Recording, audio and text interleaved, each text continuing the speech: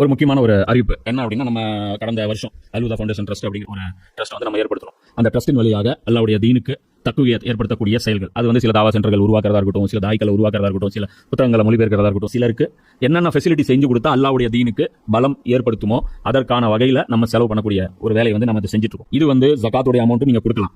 இது வந்து நீங்க அல்லாஹ்வுக்கு அழகிய கடன் அப்படிங்கிற அடிப்படையிலும் கொடுக்கலாம். அல்லாஹ்வுடைய தீனுக்கு எது எல்லாம் வலிமைப்படுத்தக்கூடிய வேலையோ, அல்லாஹ்வுடைய அந்த தக்பீர் ரப் இகாமத் தீனுக்காக செலவிடப்படும் ஒவ்வொரு பைசாவும் அல்லாஹ்வுக்கு கடன். ஏன்னா இது வந்து ரசூல் செய்ய வேண்டிய வேலை, அது நம்மள செய்ய சொல்றான் அல்லாஹ். அதனால இதுக்கு ஃபுல் அண்ட் ஃபுல் இன்சார்ஜ் எல்லாம் என்ன எடுத்துக்கிறான், இது எனக்காக நீ கொடுத்த கடன் சொல்றான். அல்லாஹ் ரப்புல் ஆலமீன் அவன் கொடுத்த காசுக்கு அவனுக்கே நம்ம கடன் கொடுக்கக்கூடிய ஒரு மகத்தான வாய்ப்பு வந்து இந்த பணியை வந்து நம்ம செய்யறோம். இந்த ஒரு பணியை மட்டும் தான் நம்ம செய்யறோம். அல்லாஹ்வுடைய தீனை சரியான விதத்தில் முஸ்லிம்களுக்கு புரிய வைத்து அதன் மூலமாக அல்லாஹ்வுடைய தீனை வந்து வலுப்படுத்துவது இந்த ஒரே இலக்குக்காக நாம வந்து இந்த ஒரு ட்ரஸ்ட் வச்சிருக்கோம். இதுடைய பொருளாதாரம் நிறைய தேவைப்படுது. இப்போ வேலை செய்யத்தான் நமக்கு முதல்ல ஒரு நிலம் மட்டும் வாங்குறதுக்கு, ஒரு பில்டிங் கட்டுறதுக்கான பணி மட்டும் இருந்தால் போதும்னு நினைச்சோம். ஆனால் சர்க்கிள் பெருசாக ஆக நிறைய பணம் தேவைப்படுது. நீங்க எந்த அளவுக்கு கான்ட்ரிபியூட் பண்ணுவீங்களோ அந்த அளவுக்கு நாமளும் வந்து அந்த வேலைகளை வந்து சிறப்பான முறையில் செய்ய முடியும். அதனால ஒவ்வொருத்தரும் உங்களால் முடிஞ்ச உங்களுடைய பங்களிப்புகளை இந்த ரமலான் மாசத்துல இன்ஷால்லா நீங்க கொடுங்க. ஏற்கப்படாது. அதனால அந்த சகோதரர் என்ன பண்ணுவார், அந்த சகோதரரை கொன்னுருவார். இது முதல் கொலை ஃபர்ஸ்ட்ல நடக்குது. அதே மாதிரி இவங்க என்ன சொல்றாங்க, ரசூல்லா மதீனாவுக்கு வந்த உடனே வந்து இந்த இவர் நபியே கிடையாது, நபின்னு எப்படி தெரியுமா, குர்பானி கொடுத்தா நெருப்பு சாப்பிடணுங்க. அப்படி நெருப்பு சாப்பிடாத ஆட்கள் மேல நாங்க ஈமான் கொள்ளக்கூடாதுன்னு எங்களுக்கு உத்தரவு போடப்பட்டிருக்குது. அதனால நாங்களா வந்து இவரை வந்து நிராகரிக்கல, எங்க வேதத்தின் படி நாங்க நிராகரிக்கிறோம் அப்படிம்பாங்க. இப்ப இன்னைக்கு வந்து இதே டயலாக் யார் அடிக்கிறான்? இன்னைக்கு வந்து குர்ஆன் சொன்னா எது ஆட்சியாளர்களுடைய தவறை சுட்டி காட்டக்கூடாது, பொதுவெளியில பேசக்கூடாது. இதுதான் குர்ஆன் சுன்னாவுடைய போதனை, இது அஹ்லு சுன்னாவுடைய போதனை அப்படின்னு சொல்லிட்டு இந்த மன்னராட்சிக்கு வக்காலத்து வாங்கக்கூடிய அந்த ஏஜென்ட்டுகள் எல்லாம் போலி பிரச்சாரத்தை செஞ்சுட்டு இருக்காங்க. உங்களுடைய கூற்றுக்கள் எல்லாம் பதிவு பண்ணிச்சிருக்கு, நீங்க மட்டும் யூடியூப்ல பதிவு பண்ணல, அதே அல்லாஹ் அவனும் அவனுடைய பதிவேட்டில் பதிவு பண்ணிச்சிருக்கான். அப்போ ஒரு கட்டம் வரும்போது உங்களுக்கு தெரியும் யாரு என்ன போதனை எல்லாம் செஞ்சாங்கன்ட்டு. நிச்சயமாக எனக்கு முன்பு உங்களுடைய தூதர்கள் பலர் தெளிவான சான்றுகளுடனும் வந்திருந்தனர். ஏன் நீங்கள் அப்பொழுது குறிப்பிடுகின்ற சான்றினை கூட அவர்கள் கொண்டு வந்தார்கள். இறை நம்பிக்கை கொள்வதற்கு இது ஒரு நிபந்தனையாக கூறுவதில் நீங்கள் உண்மையாளர்களாக இருந்தால் பிறகு அத்தகைய தூதர்களை ஏன் கொலை செய்தீர்கள்? இப்ப ரசூலா என்ன சொல்றாங்க, நெருப்பு வந்தாதான் நபின்னு சொல்றீங்களா?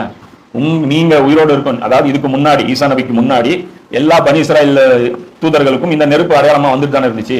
அப்ப ஏன் நீங்க அவர் மேல நீ ஈமான் கொள்ளாம அவங்கள கொன்னீங்க? அதுக்கு பதில் சொல்லுங்க. என்கிட்ட நெருப்பு கேட்கறீங்கல்ல, அப்ப வந்த நெருப்புக்கு என்ன ரெஸ்பான்ஸ்? அப்ப இந்த நெருப்பு அல்லாஹ் ஏன் அனுப்புனா அப்படின்னா, அந்த குர்பானி ஏற்கப்பட்டுச்சா ஏற்கப்படாமல் நிராகரிக்கப்பட்டதா, இந்த ரெண்டுக்கு மட்டும்தான் அது அளவுகோலை தவிர அந்த நபி உண்மையாளரா பொய்யறாங்கிறதுக்கு இது அளவுகோல் கிடையாது. புரியுதா? இந்த குர்பானி மனப்பூர்வமா நீங்க செஞ்சது நான் மனப்பூர்வமா ஏத்துட்டேங்கிறது தான் அது அடையாளம். இப்படி குர்பானி கொடுக்கறவங்க அந்த மாதிரி நெருப்பு வந்து சாப்பிட்டாதான் ஒரு அந்த நபியை நாங்க நம்புவோம் அப்படின்னு நான் வேதத்துல எங்கேயுமே சொல்லல. இந்த மாதிரி இவங்க சொல்லாததுல இவங்க என்ன பண்றாங்க, இவங்களா வந்து பொய்யிட்டு கட்டுறாங்க அப்படிங்கிறாங்க. இப்போ இதுல பாத்தீங்கன்னா இதுல பைபிள்ல இந்த சில நபிமார்களை இவங்க நிராகரிச்சிருக்காங்க. 1ஆம் அரசர்கள் அப்படிங்கிற அந்த அத்தியாயம், பழைய ஏற்பாட்டுல ராஜாக்கள் வரும், அரசர்கள்னு வரும். 1ஆம் அரசர்கள்ல 18 - 22 வசனத்துல தொடர்ந்து பார்க்கும்போது இலியாஸ்னு அப்போ ஒரு நபி இருந்திருக்காரு. ஈலியாமாங்க அவங்க இதுல. அப்ப அந்த நபி என்ன பண்ணியிருந்திருக்காரு பாத்தீங்கன்னா, இவங்க வந்து என்ன ஒரு ஃபாலுங்கிற ஒரு கடவுளை வணங்கியிருக்காங்க. ஃபாலுங்கிற கடவுள் அந்த இதா நந்தி மரியாதை பாலுங்கிற நந்தி, அது பாத்தீங்கன்னா பால் யூடியூப்ல அடிச்சு கூகுள் அடிச்சு பாத்தீங்கன்னா தெரியும், அது வித்தியாசமான கடவுள். அது மறுபடியும் இப்போ வணங்கப்படுது. அந்த கடவுள் இப்போ வணங்கிட்டு இருக்காங்க நிறைய பேர். அது பாலுங்கிறது அதுதான் நீங்க வந்து இலுமினாட்டி இவங்க எல்லாம் வந்து சிம்பிளா வச்சிருக்காங்க. இந்த ஃபாலுங்கிற அந்த கடவுளை வந்து அவங்க வணங்க ஆரம்பிச்சிடறாங்க. வணங்க ஆரம்பிக்கும்போது அந்த நபி சொல்றாரு, இது தப்பு, இப்படிலாம் இருக்கக்கூடாது. மன்னர் வந்து அதை வணங்கக்கூடியவர் தான், இஸ்ராயலுடைய மன்னர் அந்த பாலை வணங்கக்கூடியவர். அவர் மனைவியும் இதுல வந்து ஊறி தலைச்சவங்க. அப்ப இந்த இடத்துல அந்த 1ஆம் அரசர்கள் பைபிள்ல வருது 18 - 22 வசனம் வரைக்கும் பாத்தீங்கன்னா, அதுல அவர் என்ன பண்றாருன்னா, அந்த நபி வந்து சொல்றாரு, இந்த கடவுள் வந்து போலியானது, இதுக்கு நாம வந்து ஒரு சேலஞ்ச் வைப்போம். 2 மாடு அறுக்கலாம், நீங்க ஒரு மாடு அறுங்க, நான் ஒரு மாடு அறுக்கிறேன். யாருக்கு குர்பானி ஏற்கப்பட்டதோ அவங்க தான் வின்னர், அவங்க தான் உண்மையான கடவுளுடைய தூதர் அப்படின்னு ஒரு டெஸ்ட் வச்சுக்கலாம் அப்படின்னு சொல்லி கேட்கறாங்க. மக்களும் என்ன பண்றாங்க, ஓகே வாங்க.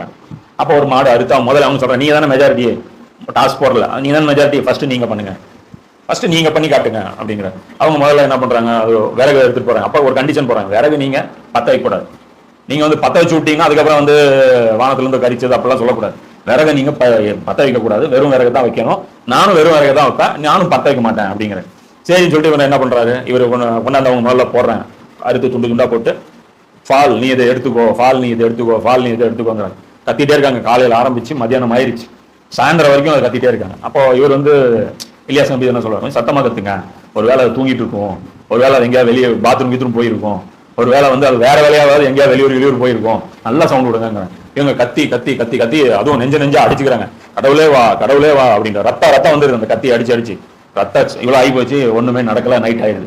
அப்ப அடுத்த நாள் இவர் என்ன பண்றாரு, இவருடைய அந்த மாட்டை எடுத்துட்டு வர, அதை எடுத்துட்டு வந்து ஒரு தொட்டி மாதிரி ஒன்று கட்டி, அந்த பலிபீடம் ஒன்று கட்டி அதை வச்சு பக்கத்துல ஒரு ஓடை மாதிரி செஞ்சு எல்லாம் பண்ணி கொண்டாந்து முதல்ல விறகு வைக்கிறாங்க.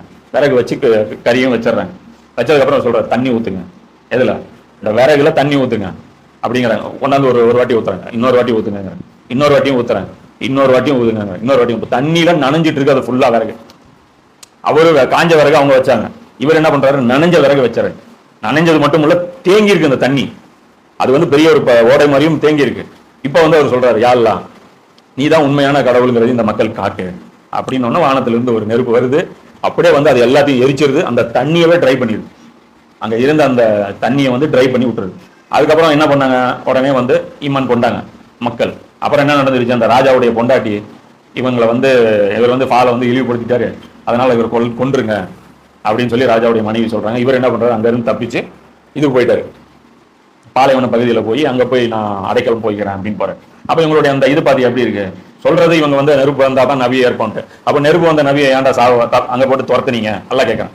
இது வந்து சும்மா நீங்க சொல்ற டாவு சரிதான். அதான் சொல்லுங்க, நிச்சயமாக எனக்கு முன்பு உங்களுடைய தூதர்கள் பலர் தெளிவான சான்றுகளுடன் வந்திருந்தனர். இதோ இப்பொழுது நீங்கள் குறிப்பிடுகின்ற இந்த சான்று, இந்த நெருப்புடைய சான்று, அதை கூட கொண்டு வந்திருந்தேன். இப்ப இன்னைக்கும் நம்ம பைபிள்ல பார்க்க முடியுது, அந்த நெருப்பு வந்தது, சாப்பிட்டது. அது அவங்களுக்கு ரிப்ளை என்ன கிடைச்சது, மரண தண்டனையுடைய வார்னிங். இதுதான் வந்து அவங்க இப்ப சும்மா உங்களை வரம்பு நோண்டுக்குன்னு உரண்டை இழுக்கிறதுக்காகவே அவங்க என்ன பண்றாங்க, நெருப்பு வரலைங்க, நெருப்பு வராத நபியா அப்படிங்கிற மாதிரி இப்போ டாவு போடுறாங்க. முகமதை, இப்போது அவர்கள் உண்மை பொய்யர் என கூறுகின்றார்கள். ஆனால் உனக்கு முன் தெல்ல தெளிவான சான்றுகளையும் ஆகமங்களையும் ஒளியூட்டும் வேதங்களையும் கொண்டு வந்த தூதர்களில் பலரும் பொய்யர்கள் என கூறப்பட்டாங்க. இப்போ இவங்க சொல்றதை வச்சு நீங்க மைண்ட் பண்ணிக்காதீங்க. இவங்களுக்கு பொழப்பே இதுதான். இதுக்கு முன்னாடி எத்தனை நபிமார்கள் எத்தனை ரசூல் அனுப்புனாலும் இவங்க நிராகரிச்சுதான் இருப்பாங்க. ஆக ஒவ்வொரு மனிதனும் மரணத்தை சுவைக்க வேண்டியவனாக இருக்கின்றான். நீங்கள் அனைவரும் உங்களுடைய கூலியை மறுமை நாள் என்றுதான் முழுமையாக பெறுவீர்கள். எவன் நரக நெருப்பிலிருந்து காப்பாற்றப்பட்டு சுவனத்தில் நுழைவிக்கப்படுகின்றானோ அவனே உண்மையில் வெற்றி பெற்றவன் ஆவான். இவ்வுலக வாழ்வென்பது ஏமாற்றக்கூடிய அற்பமான இன்பமே என்று வேறில்லை. அதெல்லாம் என்ன சொல்றான், இந்த துனியாவை வந்து அளவுகளை வச்சு நாங்க செயல்படக்கூடாது, நீங்களும் செயல்படாதீங்க அல்ல சொல்றோம். நானும் அதை மைண்ட்ல வைக்கிறது இல்லை. இன்னைக்கு நாம உலகத்துல என்ன நினைக்கிறோம், அல்லாவுக்கு யார் ரொம்ப பிடிச்சவங்க அப்படின்னா மிகப்பெரிய கோயிசர், இந்த மாதிரி 1000 கோடி ரூபாய் சொத்து வச்சிருக்காரு, இவர் யாரு, அல்ல இவர் தேர்வு செஞ்சிருக்கான், அதனாலதான் பணம் கொடுத்துருக்கான் அப்படின்னு நம்ம நினைக்கிறோம். இந்த அளவுகள் நம்ம வைக்கவே கூடாது. இன்னைக்கு சில பேர் என்ன பண்றாங்க, தொழுவாங்க, பப்ளிக்ல நல்லா தொழுவாங்க, ஈடுபாடு இருக்கும், எல்லாம் இருக்கும். திடீர்னு பார்த்தீங்கன்னா பிசினஸ் லாஸ் ஆயிரும், வீட்டில் ஒரு 2 பேர் மவுத் விழுந்துரும். உடனே பார்த்தீங்கன்னா தாடியெல்லாம் சேவ் பண்ணிட்டு அடுத்த நாள் பார்த்தீங்கன்னா தொழில் இல்லாமல் சுத்திட்டு இருப்பாரு. என்ன ஆச்சு பண்ண, இவ்வளவு தொழுது அல்ல எனக்கு என்ன கொடுத்தாங்க. இது இன்னைக்கு முஸ்லிம்கள் வாயில பரவல வருது. இனி நான் வந்து அந்த கடவுளை வணங்க மாட்டேன். இனி நான் என்ன பண்ணிடுவேன், வேற கடவுளை வணங்க போறேன். நம்ம கொடுத்தா இப்போ இன்னைக்கு வந்து ஒரு குரூப்பே தெரியுது, எக்ஸ் முஸ்லீம். என்னடா அல்லாஹ் வந்து வணங்க மாட்டோம், நீ ஆல்ரெடியே முஸ்லீம் இல்ல, அதுவே நம்ம ஏத்துக்கிறது. பிறவி இஸ்லாத்தை நம்ம அது ஒரு பொருட்டாக நினைக்கிறது இல்ல. நீ ஆல்ரெடி அல்லாவுடைய பார்வையில முஸ்லீம் இல்ல, இதுல வந்து நீ 2வது வாட்டி வந்து இஸ்லாத்தை விட்டுருக்கா, நீ பெருசா போட்டு அதை நினைச்சுக்க வேண்டாம். அதான் அல்லாஹ் சொல்றான், துனியாவுடைய பதவிகள், வசதி வாய்ப்புகள், இது எதுவும் நியாமத்து கிடையாது. புரியுதா? இப்ப இந்த உலகத்துல நமக்கு கிடைக்கப்படுறது எதுவுமே அருட்கொடை கிடையாது. எல்லாமே எக்ஸாமுக்கான கொஸ்டின் தான். சொந்த வீடு கொடுத்தானா, அல்லாஹ் உங்க மேல சந்தோஷப்பட்டு கொடுத்தானா, இதுக்கு மேல எல்லாம் ஏன் எல்லாத்துக்குமே சோதனை இருக்கு. நபி ஸல்லல்லாஹு அலைஹி வஸல்லம் சாப்பிட்றாங்க, ஒரு சாப்பாடு எடுத்து அந்த கவலை எடுத்துட்டு சொல்லுவாங்க. இந்த ஒரு முட்டி சாப்பாடு எடுத்துட்டு ரசூலுல்லாஹ் சொல்லுவாங்க, இந்த ஒரு கை சாப்பாடுக்கு கூட நான் அல்லாஹ்ட்ட பதில் சொல்லணும். இதை நீ சாப்பிட்டு இல்ல என்ன பண்ண அப்படிங்க, நான் இது கொடுத்தாலும் இதுக்கு பதிலாக நீ என்ன பண்ண, அல்லாஹ்ட்ட நம்ம பதில் சொல்லணும். இன்னைக்கு வந்து நம்மளுக்கு என்ன நினைச்சுக்கிறாங்க, இந்த துனியாவுடைய அளவுகோல்களை வச்சே என்ன பண்றாங்க, எல்லாத்தையுமே கணக்கு போடுறாங்க. அதனால என்ன சொல்றாங்க, நான் தன்னை வந்து அல்லாஹ் நல்லா வச்சுக்கிறான்னு பெருமையாக சொல்லுவாங்க. நான் ஒன்று சொன்னேன்னு வச்சுங்களா, அல்லாஹ் வந்து அப்படியே நடத்தி காட்டிடும். எனக்கும் அல்லாஹ்வுக்கு உள்ள ரிலேஷன்ஷிப் ரொம்ப ஸ்ட்ராங் அப்படிமா. இது இல்லை, பார்த்தா வாழ்க்கையில இஸ்லாமே இருக்காது. அவங்க பார்த்தீங்கன்னா வேற மாதிரி வாழ்ந்துட்டு இருப்பாங்க. அது மாதிரி இருக்கும். இப்போ இதுல வந்து அல்லாஹ் சொல்றான், முஸ்லிம்களே, உங்கள் உடைமைகளிலும் உயிர்களிலும் நீங்கள் நிச்சயமாக சோதிக்கப்படுவீர்கள். உங்களுக்கு முன் வேதம் அருளப்பட்டவர்களிடமிருந்தும் இணை வைப்பவர்களிடம் இருந்தும் அதிகமான வேதனை தரும் பல வார்த்தைகளை நிச்சயமாக நீங்கள் கேட்பீர்கள். இத்தகைய நிலைமைகளில் நீங்கள் பொறுமையையும் இறையச்சத்தையும் கொண்ட நடத்தையை வலுவாக கடைபிடித்தால் நிச்சயமாக அது ஊக்கமுடைய செயலாக இருக்கும். இப்ப அல்லாஹ் என்ன வாக்குறுதி கொடுத்திருக்கான், என்னை வணங்க ஆரம்பிச்சீங்கன்னா உங்களுக்கு கவலையே வராது, உங்க வீட்டுல சாவே விழுவாது, உங்களை யாருக்குமே வந்து குறைபாடு இருக்கிற குழந்தைகள் பிறக்காது, இப்படி எங்கேயுமே வாக்குறுதி கொடுக்க. அல்லாஹ் என்ன சொல்றான், என் பாதையில வந்தீங்கன்னா உங்களுக்கு சோதனை தான் வரும். என்ன மாதிரி சோதனை, உடைமைகள், பொருளாதார ரீதியாக சோதிக்கணும். பள்ளிவாசல் கட்டணும் அல்லது ஏதோ நல்ல காரியம் செய்யணும்னு நினைப்பீங்க. ஆனால் ஃபண்டு கலெக்ட் ஆகாது. நம்ம என்ன பண்ணுவோம், உனக்காக நான் பாட்டு திருவாஞ்சிட்டு இருக்கேன், நீ காசே தர மாட்டேங்க. அவன் வேலைக்காரன், அவன் இஷ்டம், எப்போ தரணும்னு நினைக்கிறான்னா தருவான். தரக்கூடாது முடிவு பண்ணா தரமாட்டான். பள்ளிவாசல் கிடைச்சா பள்ளிவாசல்ல தாவா செய்யணும், வீடு கிடைச்சா வீட்டுல தாவா செய்யணும், ரோடு கிடைச்சா ரோட்ல தாவா செய்யணும். புரியுதா? வாயில பேச முடிஞ்சா வாயில தாவா செய்யணும், முடியாத பட்சத்துல கையில தாவா செய்யணும். எதுலையாவது இருக்கணும், மொத்தத்துல அல்லாஹ்வுடைய பாதையில வேலை செஞ்சுட்டு இருக்கும். இதுதான் அல்லாஹ் சொல்றான். இந்த சோதனையை பார்த்துலாம் நீங்க பயப்படக்கூடாது. நம்ம பேசுற இந்த டாபிக்ஸ்னால நமக்கு வந்து 5 அச்சுறுத்தல் வந்துடும், இந்த அச்சுறுத்தல் ஒன்றும் இல்லை, நம்ம கொள்கை எடுத்து வைக்கிறோம், அவ்வளவுதான். நம்ம என்ன வன்முறை இல்லாமல் இன்னைக்கு ஜனநாயக முறைப்படி, ஜனநாயகத்துடைய பல ஆங்கிள் இருக்கு. அதுல ஒரு சில ஆங்கிள் வந்து இஸ்லாம் வந்து ஆதரிக்குது. அதாவது மனிதர்களுக்கு பேச்சுரிமை இருக்கணும். அது யாரை வேணாலும் அவங்க வந்து கொஸ்டின் கேட்கலாம், யாரும் யாருக்கும் மேல கிடையாது. இன்னைக்கு வந்து ஒரு நீதிபதி இருக்காரு, அப்ப என்ன சொல்றாங்க, அரசை வந்து இப்ப விமர்சிக்கிறது ஒரு குற்றம் இல்ல. இப்போ நீங்க ஒரு கிளிப் கூட அனுப்பிச்சீங்க, அந்த கிளிப்பை இப்போ வந்து கவர்மெண்டே சொல்லிச்சு, அரசாங்கத்தை நீங்க தாராளமா விமர்சிக்கலாம். அரசுங்கிறது ஒன்றும் வானத்திலிருந்து வந்தது கிடையாது, இங்க இருக்கிற ஆட்கள் தான், அவங்களுடைய ஸ்ட்ராட்டஜி நீங்க தவறுன்னு சொல்லலாம். அப்ப சொல்லும் போது என்ன நடக்கும், அரசாங்கம் பவர் வச்சிருக்காங்களா, நீ பேசுற, அதை நிறைய பேர் கேட்கறாங்கன்னா என்ன பண்ணுவான், ஜெயிலில் கொண்டு போய் போடுவாங்க. அதுக்கு நம்ம என்ன பண்ணுவோம், ஜெயிலேருந்து வந்ததுக்கு அப்புறம் கடந்த காலங்களில் நான் பேசினது எல்லாமே தப்புங்க, இப்போதாங்க நான் உண்மை விளங்கினேன், அறிவு கண்ணு திறக்கலை, இப்பதான் மூடி இருக்கும் கண்ணு, அப்போ திறந்து இருந்துச்சு. இப்போ இந்த அச்சுறுத்தலுக்கெல்லாம் பயப்படக்கூடாது. ஒரு மூமினா இருக்காங்க, ஏன் மறுமை வாழ்க்கை இருக்குல்ல, நீ ஏன் பயப்படுற? அதான் நல்லா சொல்றேன், இந்த வாழ்க்கை ஒரு மேட்டர் கிடையாதுன்ட்டு. அப்போ உடல் சார்ந்த சிரமங்களும் வரும், நோய் வரும், என்ன வேணாலும் வரும். நம்ம நினைச்சுவோம் நம்ம தீனுடைய வேலை செய்யலாம், நமக்கு எப்படி நோய் வரலாம், அப்படிலாம் நினைக்கக்கூடாது. நம்ம இவ்வளோ அல்லாவுக்காக செய்கிறோம், அவன் வந்து நம்ம மூலமா இந்த பெரிய ஒரு மாற்றமா நடந்திருக்கு, எனக்கு போய் தலைவலி வரலாமா? ரசூலுல்லாஹ்வுக்கே தலைவலி வரும், அதுவும் வந்தாருன்னா 3 நாளைக்கு இருக்குமா, போகாது. நபி ஸல்லல்லாஹு அலைஹி வஸல்லம் அவங்களுக்கு தலைவலி வந்தா 3 நாள் போகாது. நமக்கு சொல்றாங்க இல்லையா ரசூல்லா, இந்த சூரா ஓதுங்க ஷிஃபா நடக்கும் அப்படின்ட்டு. ஒரு ரசூல்லா எவ்வளவு சூப்பரா ஓதிருப்பாங்க அந்த துவாக்கள்லாம். 3 நாள் எல்லாம் அந்த டைம் ஃபிக்ஸ் பண்ணி அதுக்கப்புறம் தானே ஷிஃபா கொடுக்குறான். பொறுமை, அதான் சொல்றேன்ல, பொறுமையா இருக்கும். ஏன் இஷ்டம், எப்போ வெற்றி கொடுக்கணும், எப்போ வெற்றி தரக்கூடாது, என்ன உன் சூழ்நிலை எப்படி நல்லா இது பண்ணணும், அதெல்லாம் கிடையாது. எல்லாம் எல்லாத்துமே டெஸ்ட் வைப்பான். யார்கிட்ட இருந்து நம்ம வந்து ஏச்சு பேச்சு வரும் அப்படின்னா, வேதத்தை நம்புபவர்களிடம் இருந்து. அதாவது நம்ம கொள்கையில், அதாவது இப்ப வேதத்தை நம்புவவங்க இன்னைக்கு யாரு, முஸ்லிம்கள், கிறிஸ்தவர்கள், யூதர்கள். அப்ப முஸ்லிம்களே என்ன பண்றாங்க, இன்னைக்கு நம்ம வைக்கக்கூடிய குரான் பேசக்கூடிய ஒரிஜினலான இஸ்லாமை கொண்டு போய் நம்ம மக்கள் மத்தியில் பிரசன்ட் பண்ணும்போது என்ன சொல்றாங்க, அவங்களே நம்மளை வழிகேடுங்கிறாங்க, இவனுடைய இது பேச்சு கேட்காதீங்கன்றாங்க. நம்ம என்ன சொல்லிட்டோம், அதுல யாருக்காவது மாற்று கருத்து இருக்கா? நபி ஸல்லல்லாஹு அலைஹி வஸல்லம் வாழ்க்கையோட ஒப்பிட்டு பாருங்க, அதுல குர்ஆனையும் ரசூலுல்லாஹ்வுடைய சீரத்தையும் ஒப்பிட்டு பாருங்க, ரெண்டும் மேட்ச் ஆகுதா இல்லையா? அதுதானே நாமளும் சொல்றோம். அதெல்லாம் கிடையாது. இப்ப இவங்க என்ன பண்ணுவாங்க, கண்டபடி பேசுவாங்க. ஏன்னா இவங்களுக்கு அந்த அநியாயக்காரர்களுடன் உள்ள தொடர்பு இருக்கு. இவங்க ஒவ்வொரு இந்த ஒரு மதரசா இருக்கு, ஒரு ஸ்கூல் இருக்கு, ஒரு இது இருக்கு, ஒரு ஜமாத் இருக்குன்னா கம்பல்சரி அவங்க அந்த அரசியல் கட்சிகளோட அண்டர் கிரவுண்ட்ல தொடர்புல இருப்பாங்க. அவங்களுக்கு வந்து அஜெண்டா வந்து கொடுத்துருப்பாங்க, இது நீங்க சொல்லணும் அப்படின்னு. அதன்படிதான் அவங்க செயல்படுறாங்க, நல்லா அப்பட்டமா தெரியும். புரியுதா? அதனால இந்த திட்டு வாங்குச்சுன்னா நம்ம என்ன பண்ணக்கூடாது, இந்த மாதிரி திட்டுறாங்க, பிடிக்கிறாங்க, விமர்சனம் பண்றாங்க, பொதுவா மனசை வந்து நமக்கு சங்கடம் தான் போடும். ஆனா அல்லாஹ்வுடைய பாதையில செய்யும் போது சந்தோஷம் தான் ஆகும். அப்ப அந்த இடத்துல என்ன சொல்றான், நீங்கள் பொறுமையையும் இறையச்சத்தையும் கொண்ட நடத்தையை வலுவாக கடைபிடித்தால், சபர் இருக்கணும், அர்ஜென்ட் படக்கூடாது. உடனே எல்லாம் அல்லாஹ் வந்து உங்களுக்கு உதவி செய்ய மாட்டான். சோதனை இப்ப ரசூலுல்லாஹ் வந்து இந்த கொட்டா குரல் தூக்கி போடுறாங்க, போடும்போது ரசூலுல்லாஹ் சொல்றாங்க, யா அல்லாஹ் உத்பாவை பார்த்துக்கோ, ஷைபாவை பார்த்துக்கோ, அபூஜைல பார்த்துக்கோ, அவங்களுக்கு எதிராக துவா செய்யறாங்க. அதே எப்போ வந்து அல்லாஹ் வந்து அந்த துவா அங்கீகரிக்கிறான், பத்ரு பொருள் அங்கீகரிக்கிறான். கிட்டத்தட்ட ஒரு 7-8 வருஷம் ஆயிடுச்சு. ரசூலுல்லாஹ்வை அடிச்சவங்க, துன்புறுத்தவனுக்கு அல்லாஹ் பனிஷ்மெண்ட் கொடுக்கறது எவ்வளவு டைம் எடுத்துக்கிட்டான்? 8 வருஷம் ஆயிடுச்சு. நம்ம என்ன பண்ணுவோம், பக்கத்து வீட்டுக்காரன் ஏதாவது தப்பு பண்ணிடுவான், நாளைக்கே அவனுக்கு வந்து ஏதாவது ஆயிரணும்னு ஏதோ சொல்லுவான். அவன் பார்த்தீங்கன்னா நாளைக்கே அவன் புது கார் வாங்கிட்டு வந்துருப்பான். நமக்கு என்ன ஆயிரும், அடிச்சு இப்படி கஷ்டப்பட்டு நான் துவா செஞ்சேன், நைட்டு தஜுத் வேஸ்டா அப்படின்னு நம்ம உலக கால்குலேஷனே போட்டுட்டு இருக்கோம். இன்னும் மேல போயிட்டு இருக்கோம். அவ வீடு காலி பண்ணிட்டு போவான், நம்ம உட்காந்து என்ன அவ்வளவுதானே அப்படின்னு. இல்ல சொந்தமா கட்டிட்டேன், அங்க போறேன், அச்சையோ சொந்தமா கட்டிட்டியா, அந்த வயிற்றுச்சல். இது மாதிரி நாம என்ன நினைக்கிறோம், அப்படிலாம் நினைக்க கூடாது. முதல்ல நம்ம முஸ்லிம்கள்ல அதிகமானவர் அல்லாஹ்வுடைய பாதையில துன்புறுத்தப்படலை. அவங்க இருக்கிறதே ஆல்ரெடி நிறைய பேர் என்ன பண்றாங்க, சைத்தானுடைய பாதையில தான் இருக்காங்க. அது இருந்தாலும் சில விஷயங்கள் வந்து அல்லாஹ் அவங்களுக்கு வந்து இந்த சோதனைகள் வருது. வேதம் அருளப்பட்டவர்களிடம் வேத கருத்துக்களை மக்களிடையே நீங்கள் பரப்பிட வேண்டும், அவற்றை மறைத்து வைக்க கூடாது என்று அல்லாஹ் வாக்குறுதி வாங்கியதை நீர் அவர்களுக்கு நினைவூட்டுவீர்கள். அல்லாஹ் என்ன சொல்றான், பனி இஸ்ராயேல்கிட்ட வாக்குறுதி வாங்கியிருக்கான். என்னன்னு, வேதத்தை நீங்க படிச்சுட்டு நல்ல பாக்ஸா போட்டு மூடி வச்சிருங்க. இதா என்ன சொன்ன, வேதம் வந்து மக்கள் மத்தியில பப்ளிஷ் பண்ணணும். அல்லாஹ் என்னென்னலாம் இந்த மனிதர்களுக்கு சொல்லி கொடுத்துருக்காங்கிறது எல்லாமே மக்களுக்கு தெளிவுபடுத்தணும். இந்த வேலை செய்யறதுக்காக தான் நாங்க வந்து இந்த சேனல் ஆரம்பிச்சது. யூடியூப் சூப்பர் முஸ்லீம் இதுக்காக தான். ஏன் அல்லாஹ்வுடைய தீனை வந்து நிறைய பேர் நீ எடுத்து வைக்கிறது இல்லை, ஏன்னா அதை பத்தி அவங்களுக்கு நாலேஜ் இல்லை. சில பேர் உலமாக்களுக்கு தான் நாலேஜ் இருக்கு. இப்ப இன்னைக்கு சவுதியில வந்து ஒரு 4000 உலமாக்கள் ஜெயில இருக்காங்க. அந்த உலமாக்களுக்கு தான் தீனுடைய சரியான புரிதல் இருக்கு. இன்னைக்கு வந்து அந்த சுதேஷ் இந்த மாதிரியான ஆட்கள்லாம் பார்த்தீங்கன்னா இவங்க வந்து ஒரு மன்னருக்கு ஜாலரா அடிப்பாங்க. அவங்க அவங்க உட்காந்துட்டு இருக்க ஸ்டேஜுக்கு பின்னாடியே 3 போட்டோ இருக்கும். மன்னர், அவருடைய மகன், அவருடைய மகன். அதுதான் முக்கடவுள் கொள்கை மாதிரி, பிதா சுதன் பரிசுத்தாவி, இந்த 3மே இருக்கும். ஆனா என்ன சொல்லுவாங்க, உருவப்படம் ஃபத்வா கேலாம், உருவப்படம் கரெக்டா தப்பு, மாட்டி வைக்கலாமா கூடாது, பின்னாடி இருக்கிறது என்ன, டேய் அவனை தூக்கிட்டு போ, இதான் பதில், அவனை தூக்கிட்டு போ. ஒவ்வொரு ரோட்லயும் ஆமா, ஒரு ரோட்லயும் ஒவ்வொரு சவுதியில போனா என்ன தனியார் லாட்ஜ் இருக்கும், இங்க இங்க ஒட்டிருப்பாங்க பெருசா போஸ்டர், ராம்கோ சிமெண்ட், பூமக்ஸ் பனியன்கள், அது மாதிரி பார்த்தா எல்லா இடத்துலயும் பார்த்தீங்கன்னா 3 ஓவியம் வரைஞ்சிச்சு.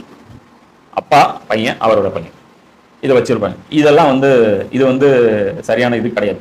அப்போ வேத கருத்துக்களை மக்களிடையே நீங்கள் பரப்பிட வேண்டும், அவற்றை மறைத்து வைக்கக்கூடாது என அல்லாஹ் வாக்குறுதி வாங்கியதை நீர் நினைவிட்டுகிறாங்க. எனினும் அவர்கள் வேதத்தை தம் முதுகுக்கு பின்னே எரிந்து விட்டார்கள், மேலும் அதனை அற்ப ஆதாயத்திற்காக விட்டு விட்டார்கள். அவர்களுடைய கொடுக்கல் வாங்கல் எத்தனை தரம் கெட்டது. அப்போ ஒரு ஆலிம் இருக்கிறாருன்னு வச்சுங்க, அவர் அளவியில படிக்கிறார், அவருக்கு கிராமர் நல்லா தெரியும், அவருக்கு வந்து முன்னாடி சென்ற அந்த உலமக்களுடைய பயம் எல்லாருடைய தாவமும் அவருக்கு நல்லா தெரியும். இவர் அவ்வளவு கத்துக்கிட்டு இந்த மக்களை ஜாகிலியத்தின் பக்கம் அழைச்சிட்டு போவார். எதுக்காக அப்படின்னா, இவர் வந்து விட்டாங்கன்னா உலக வாழ்க்கை இவங்களுக்கு, அந்த உலக வாழ்க்கையில என்ன கிடைக்காது, இன்னைக்கு அனுபவிச்சுட்டு இருக்கிற அந்த சுகங்கள் கிடைக்காது. அதுக்காக அவங்க என்ன பண்றாங்க, தவறான கொள்கையை வந்து சப்போர்ட் பண்ண வேண்டியதா இருக்கு. இப்போ நீங்க அந்த சவுதியோட ஸ்டாண்ட் எடுத்தீங்கன்னா எல்லாமே தப்பா இருக்கு. ஆனா அங்க இருக்கிற உலமாக்கள் யாராவது கண்டிக்கிறாங்களா? கண்டிக்கிறது இல்லை. ஏன்? கண்டிச்சா வேலை போயிடும், உயிரே கூட போகும். எங்கேயாவது நீ வந்து கோர்ட்ல போய் ஆட்கொள்ள மனு போட்டா அவனை வந்து நீங்க கொண்டாந்து கோர்ட்ல நிப்பாட்டி ஆகும். அங்கெல்லாம் அப்படி கிடையாது. இப்போ போனவங்க மறைஞ்சிருவாங்க. அரஸ்டும் வந்து அபிஷியலா இருக்காது, ஒன்றும் இல்லை, பூமி தின்றும். பூமி தின்றுச்சா வானம் தூக்கி காக்கா உசும்பாங்களே, அந்த மாதிரி அந்த ஆலிமும் காக்கா உசு ஆயிடுவாரு. அதுதான் வந்து நீ வந்து வச்சிருக்கிற அந்த பொசிஷன். இப்போ இந்த இடத்துல அல்லாஹ் வந்து பனி இஸ்ராயீல்கிட்ட என்ன சொல்றான் அப்படின்னு பாத்தீங்கன்னா, ஏண்டா நெருப்பு வந்தா தான் நபின்னு சொல்றீங்க, இந்த கேட்டா வேதத்துல இப்படிதான் எழுதியிருக்குன்னு சொல்லி டாப் போடுறீங்க. அதெல்லாம் ஞாபகம் இருக்கு, நான் ஒரு வாக்குறுதி வாங்கினேன், அது உங்களுக்கு ஞாபகம் இருக்கா? அதான் கேட்கறேன். வேத கருத்துக்களை மக்களிடையே நீங்கள் பரப்ப வேண்டும். மக்கள்லாம் யாரு? இந்த பள்ளிவாசல் வரான உங்க ஸ்டாண்டர்டா 10 பேர், அவன் தான் மக்களா? உங்க ஜமாத்துடைய பயானை கேட்டுட்டு வரான அவன் தான் மக்களா? திருமாவளவனுக்கு இஸ்லாம் என்ன சொல்லுதுன்னு தெரியுமா? திருமுருகன் காந்திக்கு தெரியுமா? வேல்முருகனுக்கு தெரியுமா? நம்ம சொல்லவே இல்லை. ஆனா என்ன பண்றோம், இவர்களுடைய அரசியல் நிலைப்பாடுகள் தவறாரு. அவன் தீனு, அவனுக்கு அரசியல் நிலைப்பாடு உனக்கு கிளாஸ் எடுத்திருக்கான் அல்ல, நீ அவனுக்கு கத்துக் கொடுக்கணும். நீ பண்ணாம அவன் சரியா எப்படி ஆட்சி பண்ணுவான்? சும்மா மொட்டையில என்ன, மது தீமையானது, இது தீமையானது, வேற எப்படி ரெவென்யூ ஜென்ரேட் ஆகும் அது சொல்லு. அதுலதான் அவன் அரசாங்கம் நடத்துறான். எப்படி ரெவென்யூ ஜெனரேட் பண்ண முடியும்? அல்லாஹ் என்ன சொல்றான், அதை நீயே கணக்கு போட்டு பாரு, அழகா நடத்த முடியும். அப்ப என்ன பண்றாங்க, இதெல்லாம் அவங்க செய்யாம டாவ் போட்டுறாங்க. இதுதான் நம்ம செய்யற பணி. நம்ம என்ன பண்றோம், அல்லாஹ்வுடைய வேதத்துடைய கருத்துக்களை மக்கள் மத்தியில் பரவலாக கொண்டு போயிடும். இப்போ மக்கள்லாம் என்னாச்சு, இப்போ யூடியூப்ல நம்ம போடுறோம், இன்னைக்கு அல்லாஹ் கோல்டன் ஆப்பர்ச்சுனிட்டி யூடியூப்ல கொடுத்துருக்கோம், மக்கள்கிட்ட போய் சேருது. கீழே நிறைய கமெண்ட்ஸ் பாக்குறோம். இந்துக்கள் சொல்றாங்க இதுதான் இஸ்லாமா, அருமையா இருக்கே. கிறிஸ்தவர்கள் சொல்றாங்க நீங்க சொல்றதுதான் இஸ்லாமா, சூப்பரா இருக்கேன். இப்படி இஸ்லாம் சொல்லி நாங்க கேள்விப்பட்டதில்லை. இது யார் மேல குற்றம்?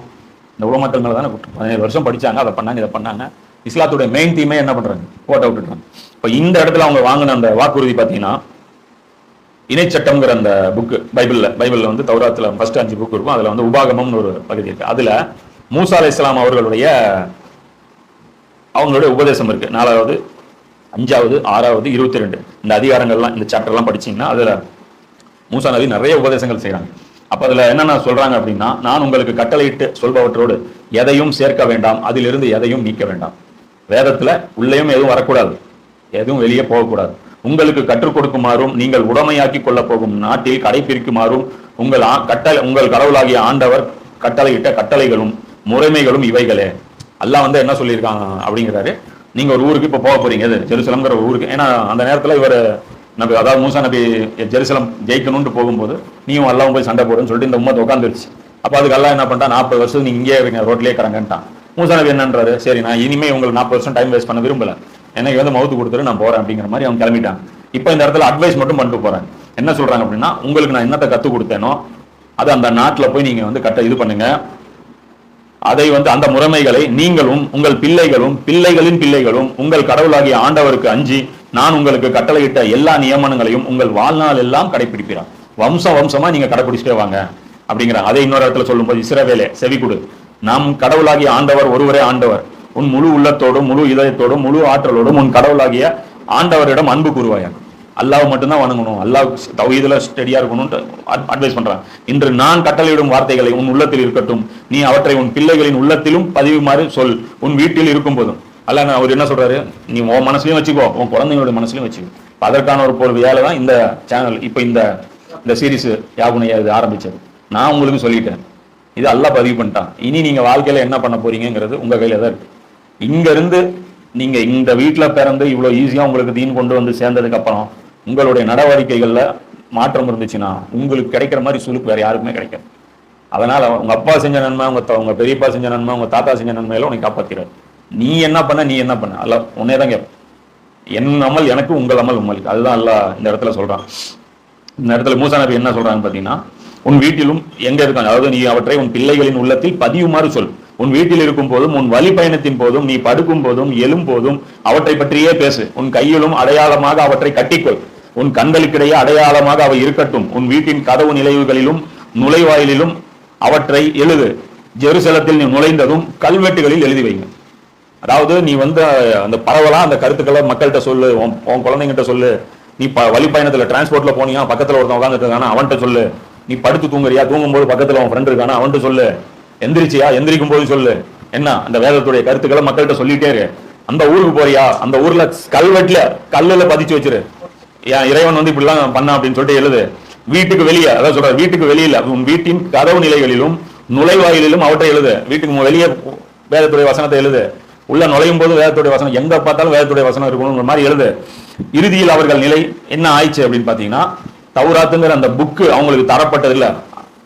புக்கை மறக்கலாம், அதாவது புக்க இருக்கிற விஷயத்த மறக்கலாம், புக்கு நேமே மறந்துட்டாங்க. அந்த அளவுக்கு பிரச்சாரம். இந்த ரெண்டாம் அரசர்கள் பைபிள்ல ஒரு இது இருக்கு. அதுல 8வது வசனம் முதல் 11வது வசனம். அந்த இடத்துல என்ன நடக்குது அப்படின்னா, திடீர்னு அந்த ஒரு ராஜா இருக்கிறாரு. அந்த ராஜா கிட்ட என்னங்கிறாரு, நாங்க இந்த இடத்துல போனோம், ஒரு புக் ஒன்று கிடைச்சிருக்கு, இந்த புக் என்னன்னு பாருங்க அப்படின்னு சொல்லிட்டு கொடுக்குறேன். அந்த புக்கு என்னன்னா தௌராத். இது என்ன புக்கா இருக்கும் அப்படின்னு அவங்க யோசிக்கிறாங்க. இத்தனை பனி இஸ்ராயல்கள் மெஜாரிட்டி அங்க இருக்கிறாங்க. இது என்ன புக்கா இருக்கும் அப்படின்னு யோசிக்கிறாங்க. யோசிக்கும் போது அவர் சொல்றாரு, இந்த புக்கில் இருக்கிறபடி பார்த்தா நம்ம அப்பா பாட்டன் தாத்தன் யார் கூட இந்த புக்கு மேட்ச் ஆக மாட்டேங்குது. நம்ம இது வரைக்கும் வாழ்ந்த வாழ்க்கையே இந்த புக்குக்கு சம்பந்தம் இல்ல, நம்ம முன்னோர்களுக்கு மாற்றமா ஒரு புக்கு எங்களுக்கு கிடைச்சிருக்குது அப்படிங்கிறாங்க. இவ்வளவு தூரம் அவங்க வழிகட்டு போயிட்டாங்க. இன்னைக்கும் நாம அரபியில ஓடுறோம், பப்ளிஷ் நிறைய பண்றோம், பரவல் ஆக்குறோம், எல்லாரும் கொடுக்குறோம். ஆனா குரானை சிந்திக்கிறது. இன்னைக்கு ரமலானுடைய மாசம். இது எதுக்காக எல்லாம் வச்சிருக்கேன், இந்த நேரத்துல தான் மைண்ட் நமக்கு தெளிவு. இந்த நேரத்துல குரான் போதிக்கப்படும் போது நமக்கு நல்லா அண்டர்ஸ்டாண்ட் ஆகும். அப்போ நம்ம குரானை விளங்குவதற்கான மார்க்கம் இது. இன்னைக்கு வெறும் சடங்காய் போச்சு. குரான்ல என்ன இருக்கு, ஒரு மாசம் கழிச்சு கேளு முஸ்லீம்கள்ட்ட, தெரியாது. இப்ப கேளு பக்ரால என்னன்னா, பக்ரால ரஃபா ஒரு அவுட் பிக்சர் சொல்லு. பக்ரால என்னென்ன சம்பவங்கள் சொல்லப்பட்டிருக்கு அது சொல்லு. ஃபர்ஸ்ட் அந்த நயவஞ்சர்களை பத்தி சொல்றான். அதுக்கப்புறம் ஆதம் நபி சம்பவம் வருது. அதுக்கப்புறம் மூசா நபியோட சம்பவம் வருது. அதுக்கப்புறம் இப்ராஹிம் நபியோட சம்பவம் வருது. அதுக்கப்புறம் தாவூத் நபியோட சம்பவம் வருது. அதுக்கப்புறம் அல்லாஹ் முஸ்லீம்களை கிப்லாவை பத்தி வருது. இப்போ இது மாதிரியான இந்த ஒரு பேசிக் நாலேஜ் கூட என்ன பண்றாங்க, முஸ்லீம்களுக்கு இல்லவே இல்லை. பள்ளியாசல்கள் என்ன நடத்தணும், குரான் தஃப்சீர் தான் நடத்தணும். எந்த பள்ளியாசல் நடக்குது, சும்மா 2 வசனம் நடக்குது. பனி இஸ்ராயல்களும் அப்படிதான் இருந்தாங்க. அப்போ அந்த ராஜாவுக்கு தௌராத்துடைய பேரே தெரியல. மக்கள்கிட்ட கேட்கறாங்க, அவங்களுக்கும் தெரியல. மதகுருமார்கிட்ட கேட்கறாங்க, அவங்க செக் பண்ணி பார்த்துட்டு இது நம்ம அப்பா நம்ம வாழ்க்கைக்கு இது மேட்ச் ஆகும், நமக்கு மேட்ச் ஆக மாட்டேங்குது. இப்போ இன்னைக்கு குரான் நமக்கு மேட்ச் ஆகுதா, இல்ல, எங்க ஆகுது? நம்ம லெஃப்ட்ல போயிட்டு இருக்கோம், குரான் ரைட்ல போயிட்டு இருக்கு. புரியுதா? இதான் திங்க போய் முஸ்லீம் சமுதாயத்தை பத்தி நீங்க சாதிக் பாஷான்னு ஒருத்தன், சாதிக் பாஷாவா காதர் பாஷாவா, ஜாஃபர் சாதிக். இன்னைக்கு ஜாஃபர் சாதிக் போதை மருந்துல மிகப்பெரிய ஒரு பெரும்புள்ளியா இருக்கு. இதெல்லாம் முஸ்லீம்களுக்கு நமக்கு ரொம்ப பெருமையா. இது குரான் நல்லா இதைத்தான் சொல்லியிருக்கிறேன்னா, போதையை நல்லா டெவலப் பண்ணுங்க, எக்ஸ்போர்ட் பண்ணுங்க, இம்போர்ட் பண்ணுங்க அப்படி சொல்லியிருக்கிறேன்னா, இப்போ இது என்ன மெசேஜ் கொடுக்கும்? உன் புக்கில் நீ என்ன வேணாலும் எழுதிக்கோ, முஸ்லீம்களுடைய நடவடிக்கையை வச்சுதான் முஸ்லீம் அல்லாதவர்கள் இஸ்லாத்தை கற்றுக்க முடியும். புக்கில் இருந்து அவ்வளோ சீக்கிரம் மெசேஜ் எடுக்க முடியாது. நம்மளே 4 வாட்டி 5 வாட்டி படிக்கிறோம், 1க்கு 4 தப்சீர் பெறட்டும், அதெல்லாம் அவங்க மேலே கடமை கிடையாது. இத்தனைக்கு நமக்கு பைபர்த் ஒரு இஸ்லாம் கிடைச்சிரும். அவங்க களிமா சொல்றதுக்கு, நம்ம களிமா சொல்றதுக்கு அவங்க எவ்வளோ சிரமம் பண்ணும் தெரியுமா? அப்பா அம்மாவுக்கு வாரிசு கிடையாது. நீ களிமா சொல்லிட்டேன்னா, நீ காஃபிருக்கு பிறந்திருந்தேன்னா, நீ களிமா என்னைக்கு சொல்லிட்டியோ அன்னிலிருந்து உனக்கு சொத்துரிமை கிடையாது. முதல் இழப்பாச்சா, எவ்வளவு பெரிய இழப்பு இது. சொத்து பத்தி நமக்கு அதிகமா இல்லை, அதனால நமக்கு அதை பத்தியான ஒரு கவலை தெரியல. ஒருத்தர் பெரிய காம்ப்ளெக்ஸ் வச்சிருக்காரு, அபிராமி தேட்டர், அந்த ஏரியாவில் அவ்வளவு பெரிய காம்ப்ளெக்ஸ் வச்சிருக்காரு. அவருக்கு ஒரே பையன், ஆனா அவர் முஸ்லீம் ஆயிட்டான். இப்போ போய் நம்ம இந்த சொத்து வாங்க முடியுமா? வாங்க முடியாது. அவர் செத்ததுக்கு அப்புறம் நமக்கு இந்த சொத்து வருமா? வராது. பெரிய விலை கொடுத்துதான் அவங்க களிமாவே வாங்குறாங்க. யாரு? முஸ்லீம் அல்லாதவர்கள். குடும்பத்துல பிரச்சனை, அம்மா திட்டுறாங்க, அப்பா திட்டுறாங்க, தங்கச்சி திட்டுது, சொந்தக்காரன் திட்டுறான், எல்லாத்தையும் திட்டுறான். என்னடா அவனுங்களோட போய் சேர போறியா, தீவிரவாதியா மாற போறியா? பல பழி சொற்கள் இதெல்லாம் மேல தாங்கிட்டு தான் அதுக்கப்புறம் சொல்றாங்க அஷ்ஹது அல்லா இலாஹ இல்லல்லாஹ். நம்ம என்ன பண்றோம், ஈஸியா களிமா சொல்லிட்டோம். அதனால அல்லாஹ் நமக்கு அந்த சிரமத்தை எக்ஸாம் நம்ம வைக்கவே இல்லை. நம்ம எக்ஸாமே வேற. நம்ம அல்லாஹ்வுடைய தீனை இந்த உலகத்துல நிலைநாட்டி காட்ட வேண்டிய பொறுப்பு இருக்கு. நம்ம மூலமா உலகத்துக்கு அல்லாஹ்வுடைய அந்த வேதத்துடைய கருத்துக்கள் பரவலா போய் சேரணும்.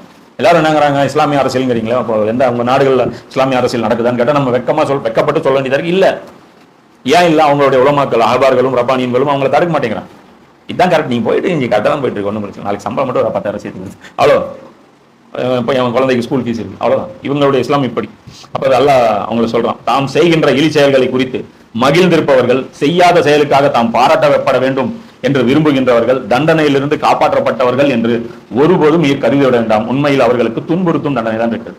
அழகெல்லாம் என்ன சொல்றான், செய்யறது ஆக்சுவலா நீ பண்ற விஷயங்கள் வந்து தப்பான விஷயம். தப்பான விஷயத்த செஞ்சுட்டு சந்தோஷம் அடைகிறான். செஞ்சுட்டு என்ன பண்றான், சந்தோஷம் அடைகிறான். அது இல்லாம இன்னொன்னு என்ன, அது கூடுதலா வேற ஒண்ணு எதிர்பார்க்கிறான். என்னன்னா, இவன் செஞ்சே இருக்க மாட்டான், அதற்காக பாராட்டப்பட வேண்டும். இன்னைக்கு நிறைய பேர் பாத்தீங்கன்னா அந்த முகஸ்துதி விரும்புறாங்க. முகஸ்துதி வரலைன்னா பிரச்சனை. வந்து ஒரு ஒரு ஒரு பள்ளியா நோட்டீஸ் போடுறாங்கன்னு வச்சுக்கோங்க, அதுல சீக்வன்ஸ் ஒன்று இருக்கு, அது எனக்கு தெரியாது. அது வந்து மெயின் ஸ்பீக்கர் வந்து முதல்ல போடணும், கடைசியா பேசுறவர் அவருக்கு ஸ்டார்டிங்ல அவர் பேச மாட்டாரு, அவர் கடைசியா தான் பேசுவார். ஆனா அந்த பேர் வந்து முதல்ல போடணும். ஆனா இவங்க என்ன பண்ணுவாங்க, இன்னைக்கு இந்த தலைவர்கள் என்ன பண்ணுவாங்க, செய்யறது கெட்ட காரியம். என்ன கெட்ட காரியம், ஒருத்தர் இஸ்லாத்தை நிலைநாட்டுவதற்காக வேலை செய்வார், அவருக்கு இடைஞ்சல் பண்ணிடுவார், அவருக்கு இவங்க குடைச்சல் கொடுத்துட்டு இருப்பாங்க, இவர் வழிகட்டவர், இவர் பின்னாடி போகாதீங்க, அது சொல்லிட்டு என்ன பண்ணுங்க, நாங்க தான் உங்களை வழிகட்டுல இருந்து காப்பாற்ற வேண்டியதா இருக்கு. அப்போ செய்யறது கேடு கெட்ட செயல், அது என்ன நினைச்சுக்கிறாங்க, ரொம்ப நல்ல செயல் செஞ்சுதான் நினைச்சுக்கிறாங்க. அதுக்கப்புறம் என்னங்கிறாங்க, தாம் செய்யாதவற்றையும் செய்யாத செயல்களுக்காக பாராட்டப்பட வேண்டும் நினைக்கிறாங்க. அந்த மேடையில் போய் ஸ்டேஜ் போயிட்டோம்னு வச்சுங்களேன், அந்த இடத்துல போய் உட்காரும்போது லிஸ்டே எவ்வளவு பெருசு, இந்த வந்து மண்ணின் மைந்தரான நம்முடைய அதாவது பட்டியல் வரும். என்ன சாதாரண அவர் என்னென்ன பதவி பிறந்ததுல இருந்து வாங்கினாரோ எல்லாமே வரும். அவர் வந்து X councillor, ex MLA, ex MP, X அமைச்சர், என்ன இது இந்த எல்லா எக்ஸும் நீ அதில் படிக்கணும். என்ன இப்போ வந்து திமுகவின் இது அல்லது அதிமுகவின் இது அப்படின்னு சொல்லி ஏதோ ஒரு கட்சியில இப்போ இருக்கிறது, அவருடைய அந்த பேரை போடணும். அது சொல்லலைன்னா இது பண்ணிக்கணும். அது சொல்லுவார், இந்த ஊர்ல இவ்வளவு திட்டங்கள் கொண்டு வந்ததுன்னா இவர் தான் காரணம், அதை அவர் செஞ்சிருக்க மாட்டாரு. அதெல்லாம் சொல்றாங்கல்ல, செய்யாத வேலைக்கும் இவங்க புகழ் வேணுங்கிறாங்க. செஞ்ச அயோக்கியத்தனத்துக்கும் புகழை எதிர்பார்க்கறாங்க, இல்ல செய்யாத ஒரு வேலைக்கும் என்ன பண்றாங்க, புகழை எதிர்பார்க்கறாங்க. அதுதான் இவர் மௌலானா மௌதூதி சொல்லிவர். தஃப்சீர்ல வந்து அவர் என்ன எழுதுறாருன்னா, சில நல்ல காரியங்கள் இவர் செஞ்சாருன்னு ஸ்டேஜ்ல புகழ்வானுங்க, ஆனா பாத்தீங்கன்னா அந்த இவன் பரம்பரையிலேயே எவனும் அந்த நல்ல காரியம் செஞ்சிருக்க மாட்டான். இவன் மட்டும் இல்ல, இவங்க அப்பாவும் செஞ்சிருக்க மாட்டான், அவன் தாத்தாவும் செஞ்சிருக்க மாட்டான். சும்மா அடிச்சு விடுவானுங்க, இது வந்து நாங்க தான் அந்த நிலத்தை கொடுத்தோம், இவரு தான் அந்த இது கொடுத்தோம், நாங்க தான் அந்த ஸ்கூலுக்கு இடத்த விட்டோம், ஒன்னும் ரெக்கார்ட் இருக்காது, சும்மா டுமையில கேட்டா நம்ம ஏதாவது சொன்னாதான் மக்கள் கொஞ்சம் இன்ட்ரெஸ்டா கேட்பாங்க, இல்லைன்னா யார் இவருன்றாங்க, யார் இவரு அப்படின்றாங்க. அப்போ அது வந்து அசிங்கமாயிரும் அப்படிங்கிறதுனால அது சொல்றாங்க. ஸோ இந்த மாதிரி தற்பெருமை அடிக்கக்கூடிய மக்களை வந்து நம்ம அந்த மாதிரியான ஒரு கேட்டகரிக்கு நம்ம போகக்கூடாது. கடைசியா அல்லாஹ் சொல்றான், வானங்கள் பூமியின் ஆட்சி அல்லாஹ்வுக்கே உரியது, மேலும் அவனுடைய பேராற்றல் யாவற்றையும் உள்ளடக்கியது. இந்த வானம் பூமியோட ஆட்சி அல்லாஹ்வுக்குரியது, அவனுடைய பேராற்றல் என்ன இருக்கு, அவன் எல்லாத்தையும் அடக்கியிருக்கு. அல்லாஹ் விரும்புனா எந்த வேலையெல்லாம் நம்மளை சொல்றானோ அது அவனே செய்ய முடியும். முடியாமலாம் நம்மகிட்ட இந்த டியூட்டி வந்து அல்லாஹ் கொடுக்கல. கொடுத்தது எதுக்கு அப்படின்னு, இந்த உலகம் ஒரு சோதனைக்காக படைக்கப்பட்டது. அதுல சில பேருக்கு பலம், சில பேருக்கு பலம் கொடுக்கப்படல. இதுல நீங்க எப்படி பர்ஃபார்ம் பண்றீங்கன்னு பார்ப்போம். இப்ப நாம என்ன பண்ணிருவோம், வேதத்தை வந்து மக்கள் மத்தியில பரவலா கொண்டு போறத டோட்டலா நம்ம என்ன பண்ணிருக்கோம், ஃபெயிலியர் ஆயிருக்கும். அதற்கான கடமையான அந்த ஆலிம்கள் என்ன பண்றாங்க, வேற வேலை செய்யறாங்க. அப்ப இது எல்லாமே நம்ம வந்து புரிஞ்சுக்கணும். இப்போ குரான் வந்து அவங்க பனிசாலிகள் செஞ்சா தப்பு, நம்ம செஞ்சா நல்லதுன்னெலாம் எல்லாம் விட்டுற மாட்டான். ஸோ அதில் கேர்ஃபுல்லாக இருக்கணும், கரெக்டான வேலைகள் செய்யணும். அதே மாதிரி குரானில் இருக்கிற கருத்துக்கள் பரப்புறது அவ்வளோ ஈஸிலாம் கிடையாது. அவங்களும் ஏன் பரப்ப மாட்டேங்கிறாங்கன்னா, பரப்பக்கூடாதுலாம் எண்ணம்லாம் கிடையாது. பரப்புனா பொசிஷன் அவங்களுக்கு லாஸ் ஆகும். அப்போ இதெல்லாம் வந்து இப்போ நம்ம குரானுடைய கருத்துக்கள் மக்கள்கிட்ட கொண்டு போகிறது சாதாரண விஷயம். முதல்ல நீ கற்றுக்கணும், அதுக்கு பெரிய உழைப்பு தேவை. அதுக்கப்புறம் மக்களுக்கு புரிகிற மாதிரி சொல்றது கற்றுக்கணும், இது அதை விட கஷ்டமான வேலை. அதுக்கப்புறம் இதில் வர்ற பிரச்சனைகளை ஃபேஸ் பண்ணி நிற்கணும் களத்தில், இது அதை விட கஷ்டமான வேலை. புரியுது? இந்த கஷ்டத்தை எல்லாம் பட்டாதான் சொர்க்கம். சஹாபாக்கள் பட்டாங்க, தாபீன்கள் பட்டாங்க, நாம வந்து படாம சொர்க்கத்துக்கு போகணும்னு நினைக்கிறது ரொம்ப தப்பு. சரி, இது வரைக்கும் போதும். ஆகிர் தவானா அல்ஹம்துலில்லாஹி ரப்பில் ஆலமீன்.